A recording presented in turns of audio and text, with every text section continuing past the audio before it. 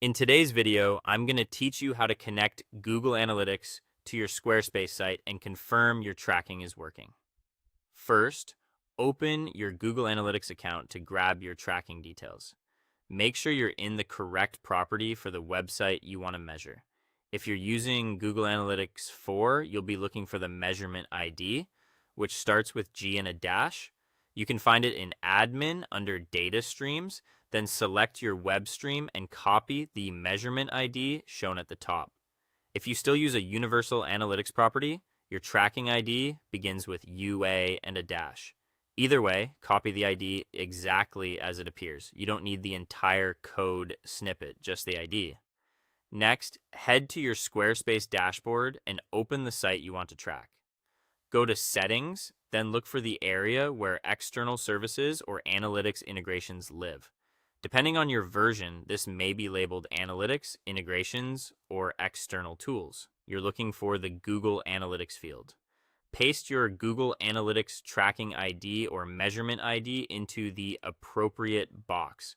Be sure there aren't any extra spaces before or after the ID, and double check that you've chosen the right field. Some sites show separate labels for GA4 and Universal Analytics. You're not pasting any script tags here, only the ID itself. When you're done, save your settings so Squarespace can apply the connection. Now it's time to confirm that data is flowing. Visit your live site in a new tab and click around a few pages to generate activity. Then return to Google Analytics and open the real-time view. In GA4, you'll see real-time on the left. In Universal Analytics, it's real-time overview. Give it a minute, and you should see at least one active user yourself along with the page you're viewing. If nothing shows, try an incognito window or temporarily disable ad blockers, since those can prevent page views from being sent. Finally, keep the integration active so your traffic is tracked continuously. Leave the ID in place, and don't turn off the integration when updating your design.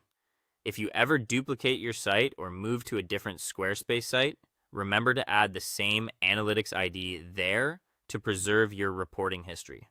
Avoid switching IDs unless you truly need a new property, and periodically spot check real time to ensure tracking is still working after major site changes.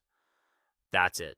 You've connected Google Analytics to Squarespace, verified that it's receiving data, and set yourself up for ongoing insights into your site's performance.